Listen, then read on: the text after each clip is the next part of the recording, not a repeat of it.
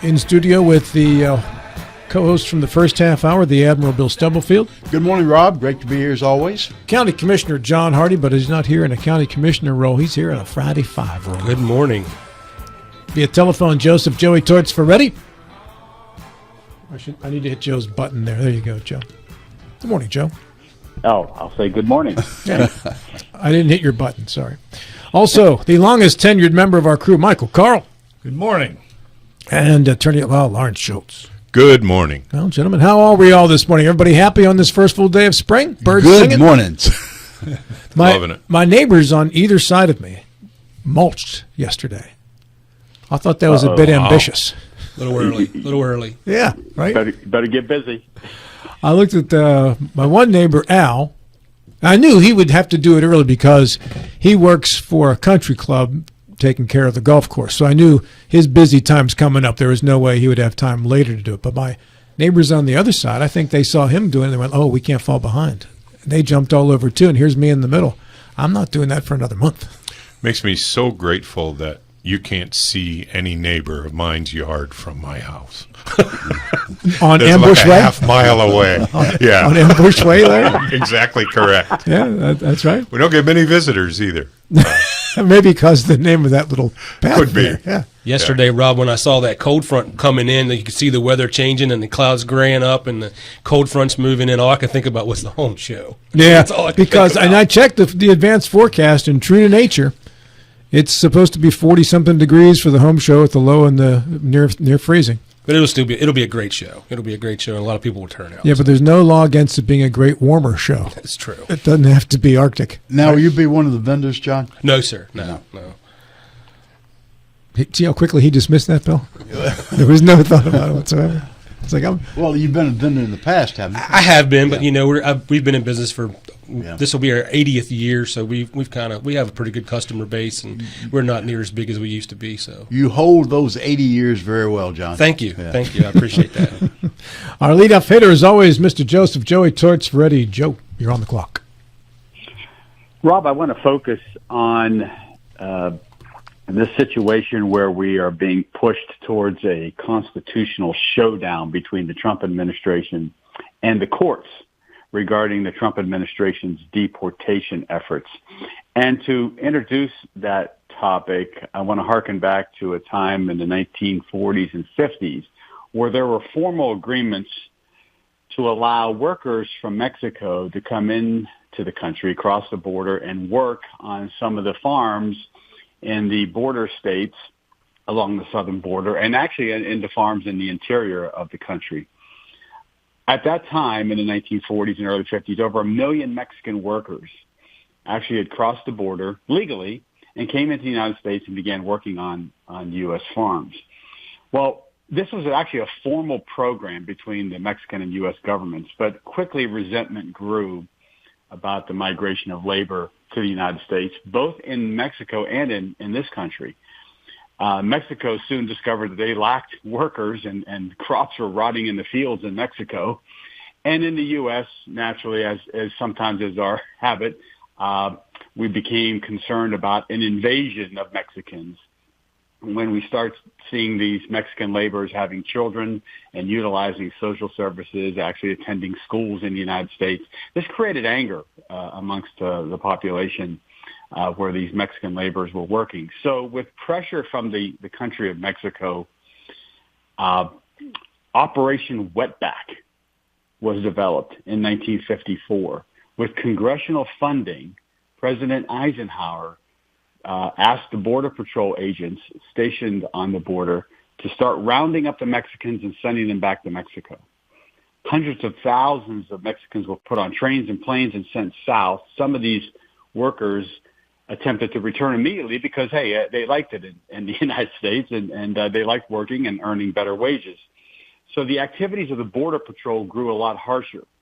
They started shaving the heads of these folks who kept returning to the United States. They actually branded them, jailed them, and in some cases beat them as a deterrence, as hoping that these migrants would not keep returning to the U.S. Some of those apprehended, instead of being just shipped across the border to Mexico were then returned into the deep interior parts of Mexico, which is pretty inhospitable. There was an incident where in 112-degree heat, about 88 of these laborers died because they were dropped in an area where they had no place to go and there was no water or provisions for them at the time.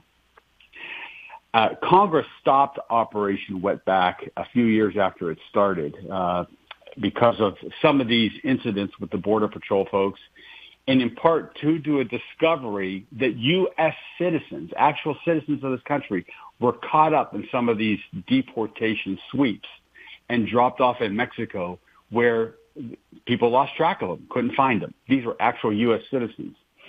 And, of course, Congress wanted to turn their attention to, instead of Operation Wetback, it was time to start hunting communists with Senator Joe McCarthy. So as we see history repeat itself with the Trump administration now utilizing a law that is 230-something years old, the Alien Enemies Act, I have to ask the question whether there's still a role for the courts to play here as we watch individuals in this country being rounded up, declared as gang members, and shipped off to a maximum security prison in El Salvador. The Trump administration is claiming, they're arguing that these are rogue judges and they're interfering with executive authority. But in my opinion, Rob, before those apprehended are sent to a lifetime of imprisonment and torture in one of the more notorious prisons in the world, is it not too much to ask the government to prove that those who are about to be deported are who the government says they are? That's the simple question I think that the courts are going to ask. Prove that these are gang members. Prove that they are a threat to the security of this country before you start shipping them off to foreign lands to be imprisoned. So as we push towards this constitutional showdown between the Trump administration and the government, I asked the panel this morning, what concerns do you have and what is the best path forward for this country in terms of dealing with illegal immigration? All right, let's begin first with Michael Carl. Mr. Carl. Well, thank you. First of all, it sounds like the circumstances are vastly different from the ones today, from the one you described. Back in the past when the government actually wanted these people here, and then the issues emerged. So, but what we have is simply the President of the United States using a long-standing authority that apparently wasn't used in the situation you described, and to protect the country. And there is no question that the people that he sent back, and I agree that we need to establish it in fact, but I think that's going to be very easy to establish that fact. We're here illegally, period. And how bad they were doesn't matter if they're here illegally. And they're in a circumstance that's a threat to the safety of American people. He should use and can use that authority. Mr. Schultz. Yeah. As I understand it, the 1798 Act that Joe refers to gives the president special powers after America goes to war. We are not in a war. This is as basic as it can possibly be.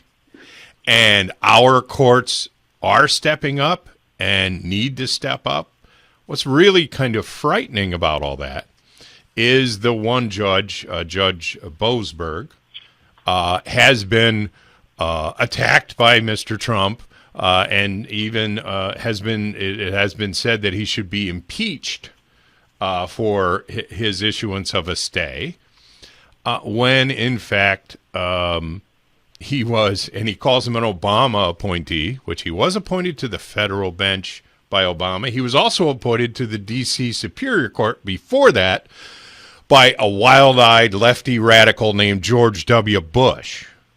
He was later appointed by the Supreme Court of the United States, Chief Justice Roberts, to the special court where he now serves. And here's another interesting fact about Judge Boasberg that they're attacking. He shared a house at Yale Law School with Brett Kavanaugh. So this is very interesting. They may have picked the wrong guy to start with, I think. But the attacks on the federal judiciary need to stop. There is no basis under the law for this, and they need to stop. Otherwise, we're just kind of blowing off being a nation of laws.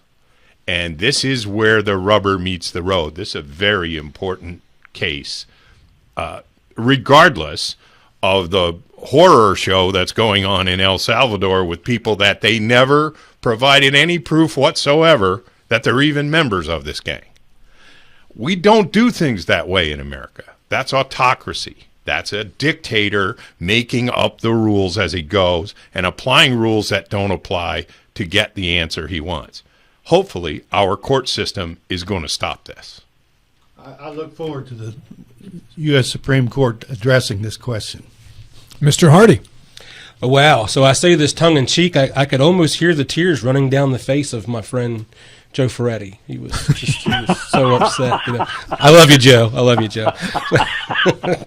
But no, I think that we are a country of laws, and I think that the president has taken some freedoms with his power and how he is enacting this and using this Operation Wetback, which is a disgusting name for an operation, the Alien Act of 1798.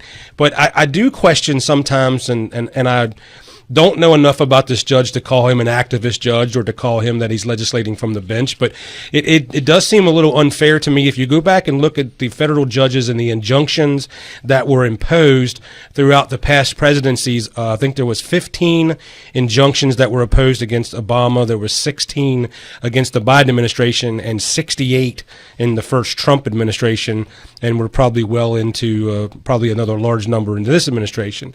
So those are telling. They could tell that the Obama and the Biden administration maybe were saw and seen more favorable in the federal courts, and maybe their executive decisions were not scrutinized as much as our current presidents are. Or maybe you could take that as our current president likes to push the boundaries a little further and is a man of action. So I think that the electorate has spoken and was ready for the borders to be closed and for some of these violent illegal aliens that are in this country to be removed. I work in an industry where there are a lot of illegals that work in multiple different trades. I have not seen any of those people be affected. It's mostly been the people that the administration are scared of or the administration believes to be gang members or have done harm or will do harm in the future. But I do believe that we will need to take and do our due diligence to make sure that we are deporting who we say we are deporting and making sure that no one is caught up in the switches. And as my good friend Mike Carl said, I am very excited to see where the Supreme Court will land on this and how they will rule on this. Mr. Stubblefield. As typically Joe Ferretti, he introduces an issue that is very pertinent and we can discuss a great deal. It's an excellent topic, Joe, and I think we can talk about it a long time. This is interesting on several fronts. One, a constitutional front that I'll come back to in just a second. But this Aliens Act has only been invoked 3 or 4 times in the history. The one that was used the most, cited the most often, is World War II, where they rounded up all the Japanese citizens, whether they had a criminal record or not, and put them in encampment. And Mike Carl raised a point that I think I want to kind of hit upon. We tend to paint everything with the same brush. There is people come in the country, an illegal immigrant, you're going to deport him back. That is different than what we're seeing in this particular incident. This incident, we're going not deporting the people, but putting them in a prison in El Salvador, in a very notorious prison in El Salvador. And the justification for doing so were not they were illegal immigrants. The justification was they were criminals. They were part of this very vicious network of crime. Well, many of them were, but it's been demonstrated all of them were not. there are several folks that were not part of these crime groups. They were just citizens doing the job that happened to come in the country illegally. So if you're going to deport someone from coming to the country illegally, let's deport them. Let's don't send them to a notorious prison where they may never get out. So I think that is the central point. If we're going to do an act, let's follow through with the justification. And the justification was these folks are vicious criminals, and many of them were, but several of them were not. The second thing I think why this is going to be so interesting is there is a clear line being drawn what influence the court has over the executive actions. Trump has basically ignored it. He ignored the judge, even though he says when asked, he said, no, I did not ignore the court action. He has ignored the court action. This, I think, is an issue that will go to the Supreme Court. Justice Roberts has already rebuked President Trump over this, and I think justifiably so. So, to me, there's interesting two areas. To repeat very quickly, if we're going to follow through on something, let's use the right justification. And second thing is constitutionality of actually what the executive branch can do. If I might interject just one very Please. brief thing. In 2020, Judge Boasberg was appointed to the United States Alien Terrorist Removal Court and designated chief judge. Now, who was the president in 2020? Oh, yeah, that's right. It was Donald Trump, who is now complaining about a judge he oversaw. Maybe he didn't appoint him himself. He oversaw the appointment of while he was president. This is, I don't like this judge now because he ruled against me. That's what this is. Joe, back to you. Yeah, Larry, I'm glad you raised that because the legal commentary from scholars across the country, I think it's almost unanimous. This judge who is being attacked individually is uniquely qualified to be handling these kinds of cases. So, full stop. That should be the end of that discussion. He is well steeped in the law regarding these immigration issues. But I see a larger question at issue here. Mike Kroll, you're correct. There are some differences between my example about Operation Wetback and what's going on today. But let's all agree that while those Mexican migrant laborers were asked to come to this country, at some point they were asked to leave. They were not wanted here. And that's the situation we have today. These are non-citizens who are not wanted here. So the question becomes, what is fair treatment of these folks? What rights do they have? Under current U.S. law, the U.S. Constitution, the Fifth Amendment and the 14th Amendment, which grants due process rights, those rights are granted to persons. That's the terminology in the Constitution. It's not citizens. It says persons. And the U.S. Supreme Court has interpreted that to include even people here illegally. They have rights. And the minute that these Venezuelans were being rounded up under the guise of some membership to Tren de Aragua, which is the notorious gang from Venezuela, the minute these folks were rounded up, lawsuits were being filed because some of them were claiming, I'm not a gang member. I'm not here. I'm working. I don't have a criminal record. Why am I being included in this? And the government in its filings had to admit that some of these folks may be gang members. Some may not be. Some don't have criminal records while they've been here in the United States, but still, because of some association with this gang, they need to be kicked out and sent to a maximum security prison in El Salvador. These folks have rights. And the government has, in my opinion, not honored those rights and not given these guys their day in court where they might have a chance to prove that they've been rounded up illegally and that they've been included illegally in this deportation effort. So, again, the government should have to at least show that these folks are who the government says they are. That's all the federal judge is asking. Give me a list of the names of the people who were on those planes and prove to me that they are who you say they are. At a minimum in this country, we should be demanding that because as we've seen in my example from the Operation Wetback, there were U.S. citizens who were deported out of this country, never to be heard from again, in 1955 and 1956. I don't want that repeated here, and I think that these folks deserve a day in court, at least to have established that they should be deported because of gang membership or violent acts or whatever they're guilty of, rather than running the risk of sweeping up innocent people and being sent to a horrible place in El Salvador. I think at a minimum, this country should be demanding that. John Hardy, a wise man, once told me a long time ago about basketball, if you shoot enough, you'll score. Don't be fooled by point totals. So I use that logic to ask you this question about the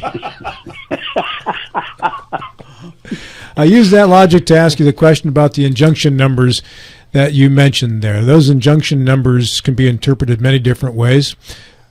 Out of sheer numbers of injunctions, you can determine that obviously the courts have ruled against the Trump administration many more times. But I think the better number is to get an injunction, somebody has to go to court and ask for one. What are the percentages of the cases that have been brought before the court that resulted in an injunction being granted? Are they similar percentage-wise?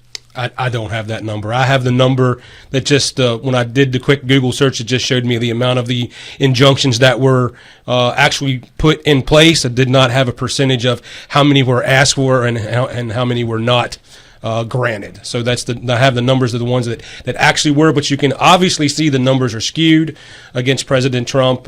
Listen, I'm the first one to admit that President Trump and his administration do not typically do things with a scalpel. They tend to work more with a wood splitter than they do with a scalpel, and I'm the first one to admit that. But I will tell you that there are biases against President Trump, and there are biases against his administration. Maybe this is not maybe this is not an example of that.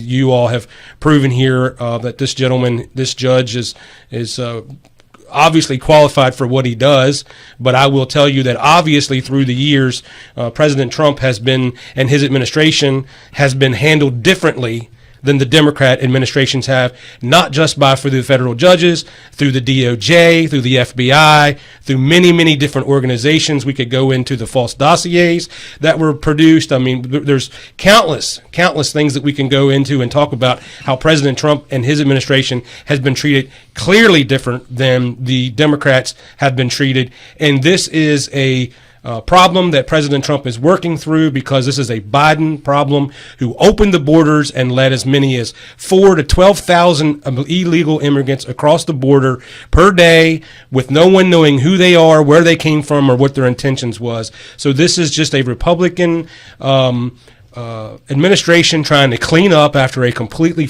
miserably failed Democrat president. Larry, I'll give you the final 30 seconds. The only thing I would respond to on that is it could very well be, and it seems to me it is, that Donald Trump has had more trouble in the courts on this arena for the same reason he had trouble with the courts in New York that convicted him of 32 felonies.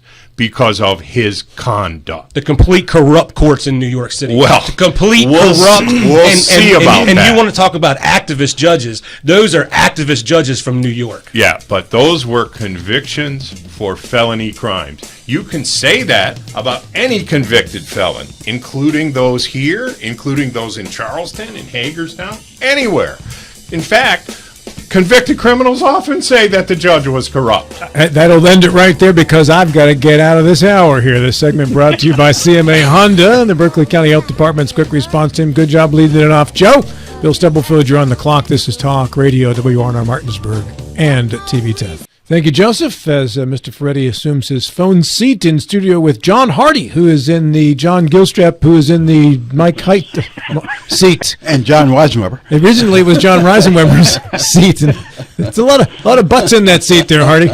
It may become the Hardy seat permanently. Ooh, look at that. Power grab. Also, Mr. Michael Carr, longest tenured member of our crew. Great to be here. Former tax commissioner of the great state of West Virginia. Attorney at law, Lauren Schultz. Great to be here, too. And with issue number 2, the Admiral Bill Stubblefield. Unfortunately, I do not think my issue will meet the level that Joe Ferretti's did. That was a good discussion. I enjoyed that very much. In 2015, the Republican-led legislative body eliminated party-affiliated elections for the judiciary. It was signed by a Democratic governor at the time, Earl Tomlin. The argument for doing that was several. One, try to depoliticize the judicial races. Another one was to reduce the redundancy of elections. That eliminated the primary. It also provided the opportunity if a lawyer was going into the judiciary, it gave more time to sell the practice and to divorce themselves from the previous practice by having a spring primary election as opposed to a fall general election. This has held true, and I think everybody has profited from it, and also felt that the people were not tied to a judiciary political label. And but in Senate Bill 521, that is going to change. Political party affiliations will be listed beside each candidate. The argument being, at least proposed by the sponsors of the bill, that people should know the party affiliation of who they're voting for, and therefore, if that would identify their politics more. However, the counter argument would be, during the election, PACs will be going after anyone, and so any information that's there is going to be brought out. So people will be able to know pretty much about the judicial candidates. But the question to my colleagues, is it time to reverse what we did in 2015 and go back to partisan elections for the judiciary? It does not apply to the school board. This is strictly just only judicial elections. All right, let me go to John Hardy, former delegate, now a county commissioner. This is a bill, if it came across you today, if you were still a delegate, how would you address it? Well, my view has shifted on this a little bit. So I was always in favor of the partisan. I wanted to know if there was a judge that I was going to vote for that was going to be sitting on the bench. I wanted to know what their political affiliation was. I thought that it'd be very important that if someone that can take my freedom and someone that can take my property, I want to know what they stand for and their views. But in this new political realm that we are in today, it used to be, I tell you, when I first got involved in politics, Democrats were proud Democrats. They stood behind their Democratic views. Republicans were proud Republicans. They stood behind their views and what they believed in, whether you were a Chamber of Commerce type Republican or if you were more of a social type warrior Republican. But those lines are very blurred today. Democrats are not proud to call themselves Democrats anymore, and the Republican Party has moved sharply to the right.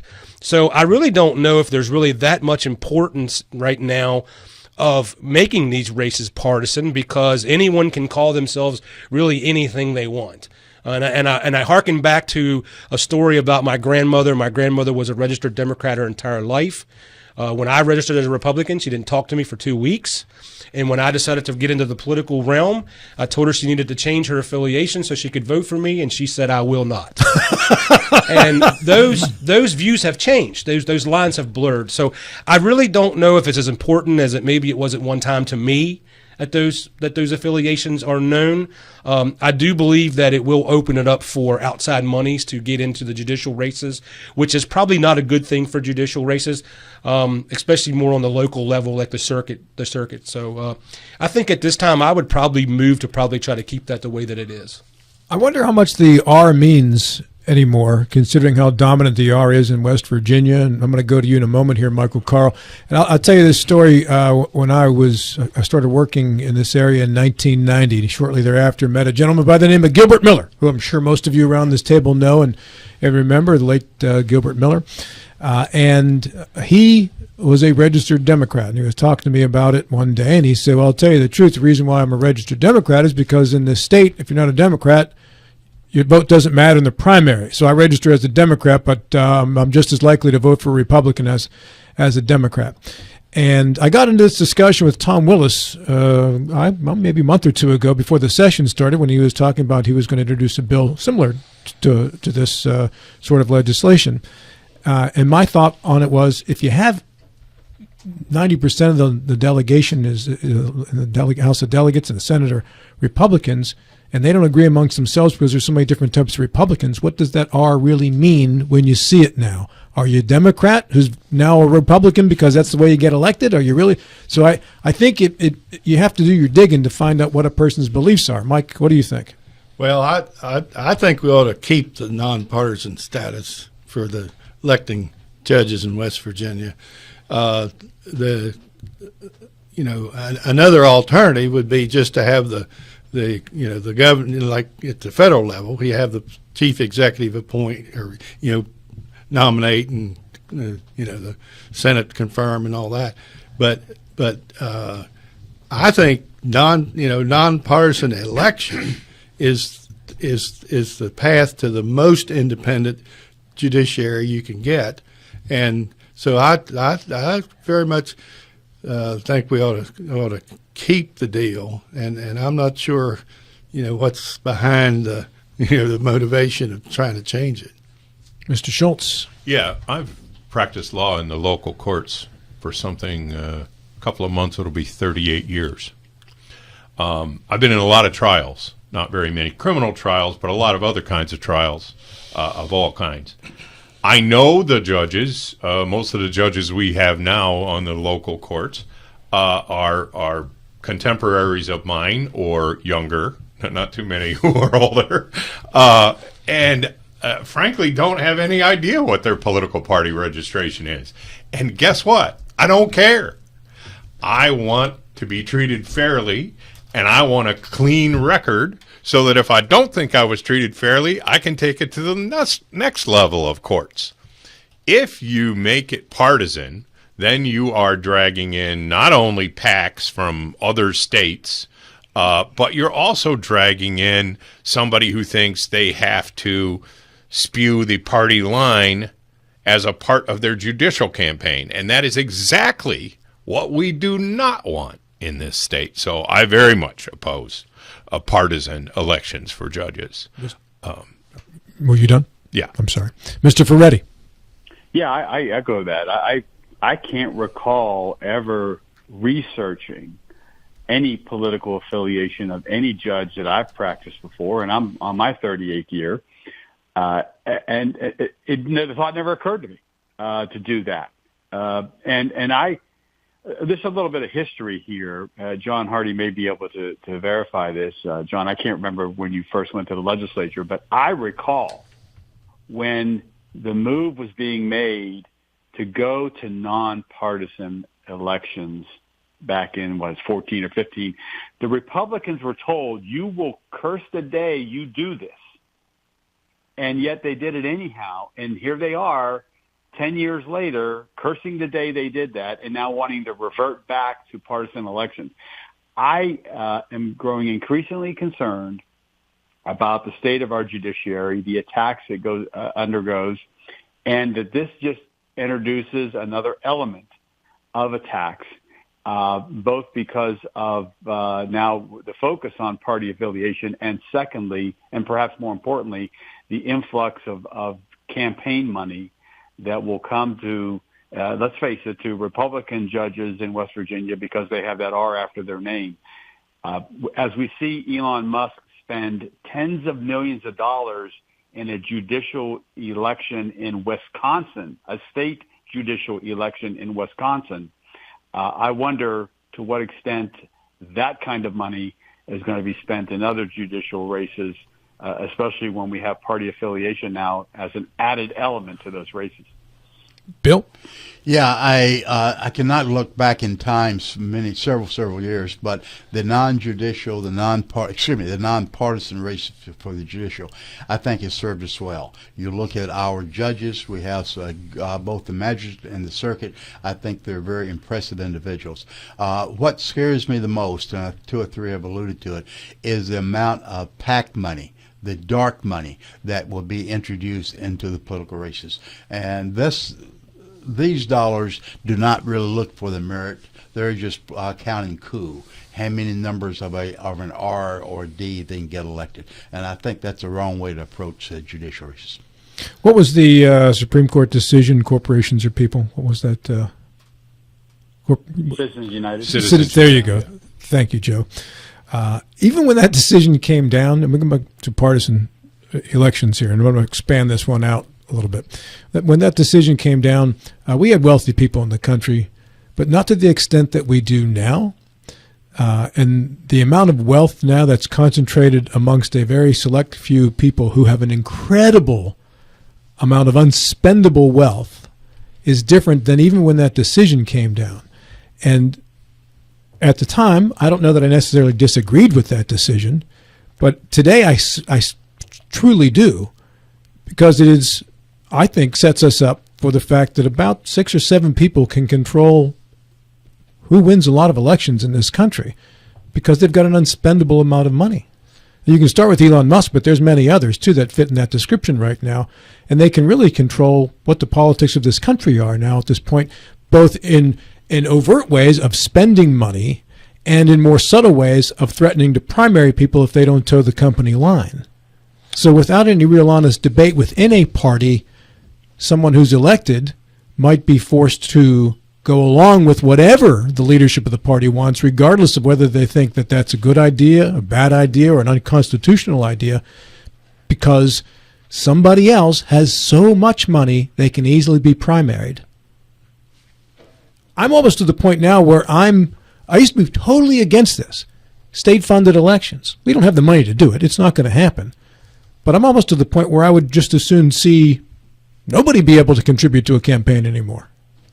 If that means that an unlimited amount of money can be contributed by the 7 wealthiest people in this country, that's frightening to me. As bad as all of that is for an election to the House of Delegates or the to one of the 2 houses over the federal Congress, as bad as all that is there, it is 1,000, 10 million times worse with judges, because we do not want the judge to toe the party line. We want the judge to toe the justice line. And they studied all their lives to find out where that is. Sometimes we disagree with what they do. That's what appellate courts are for. But we don't want them toeing a party line. And that is a scary thing. Issue number 3, John Hardy. Okay, so my issue is the governor's report card. We have just went past 60 days. The governor has been the governor of the great state of West Virginia for just a little over 60 days now. And I wanted to give everyone to kind of give an opportunity to give the governor a report card. And I've got a couple different topics that we can talk about. We can talk about the governor's organizational skills and putting together his group of people that work with him every day on day-to-day issues, policies that the governor is working with. Here's a key topic: working with the legislature. How has the governor done in working with the legislature, the state legislature? Also, economic development and infrastructure. So we'll let the rest of you guys chime in on where you think the governor falls in those different areas. All right, Bill, you've been with me on a lot of these interviews. Why don't you start off on this one first? Yeah, I'm not sure what we really expected of Patrick Marcy, and it's still too early to see if our expectations are justified or not. But some of the things that I've come out with is that he's doing a lot of grandstanding.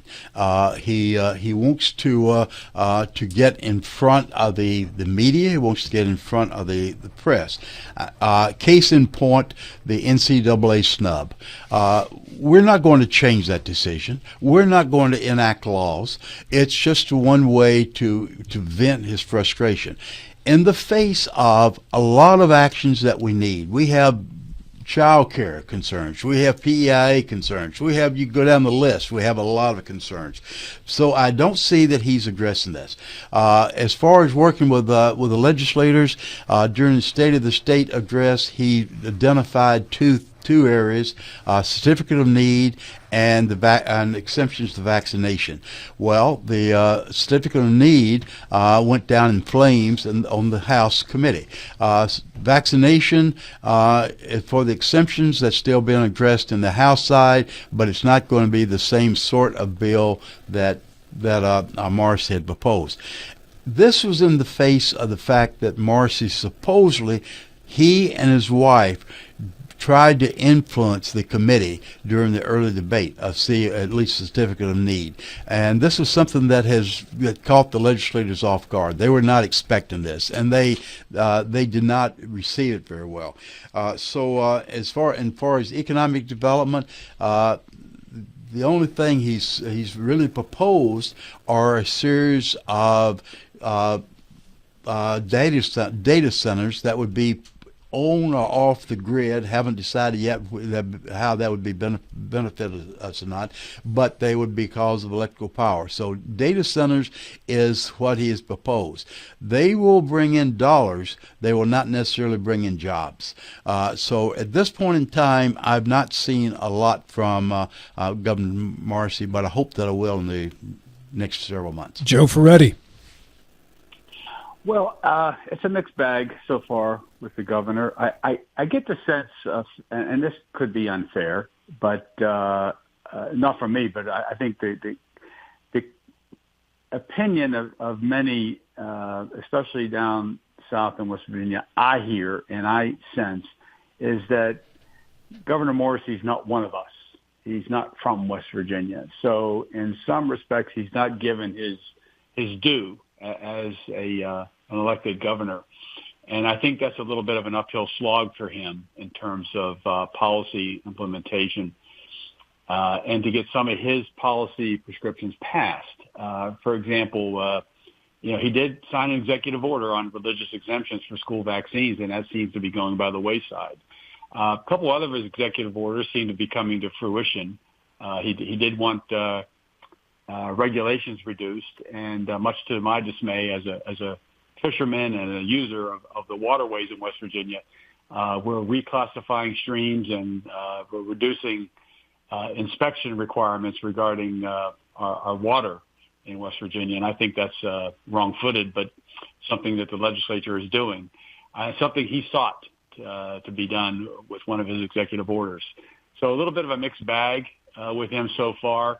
I'll be interested to see once this legislature goes out of session, the governor becomes even more important in terms of policy for the state of West Virginia going forward, and I'll be interested to see how he performs once those days come. Mike Carl.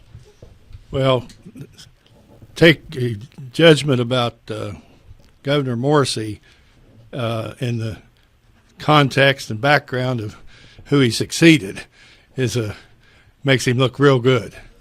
Good point. and I recognize he's a politically ambitious guy and plays the game, but the fact that he's not originally from West Virginia, I don't think is a big deal. Although there will be people who respond to that, but I and he's obviously carrying the ball for various interest groups, among the legislature and outside the legislature, but and trying to kind of balance things. So I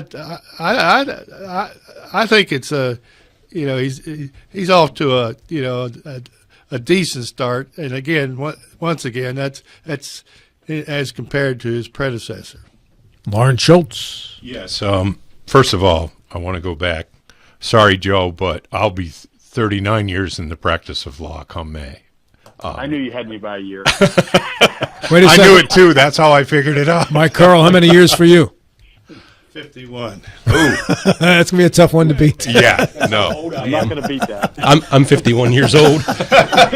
You should give him a baby picture. That's why they made him a lawyer, is because you were just born. I was admitted to practice in 74, so 51 years. Congratulations, both of them.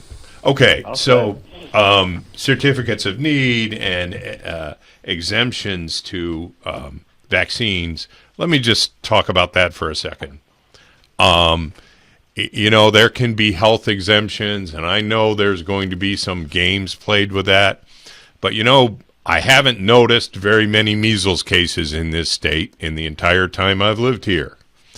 The idea that we start whittling down the required vaccinations is probably going to mean, in the absence of any real evidence that the measles vaccine causes autism, it's going to mean that we're exposing children to more danger. We're also going to harm our public schools, because I know people who have babies right now who say, if they take away the vaccines, we're moving to Maryland, where there are some exemptions, but not very many. It's a matter of safety. So the idea that he's pushing for that is, to me, just kind of loopy, and it's a culture war thing that has nothing to do with science. Having said all that, I agree with the term grandstanding. Most of the infrastructure improvements I have seen in this state did not come from Governor Morrissey. They came from Joe Biden. And Governor Morrissey's just been put in charge of a big pot of money. I'm not really too qualified to speak to this. I also agree with Bill. I hate to bring this up again, but the whole thing about the governor of a state in as much trouble as West Virginia whining about the NCAA tournament selection is offensive. It's not just dumb. It's offensive to West Virginians who can see problems coming, like the problems that are going to result when the Department of Education gets cut and Medicaid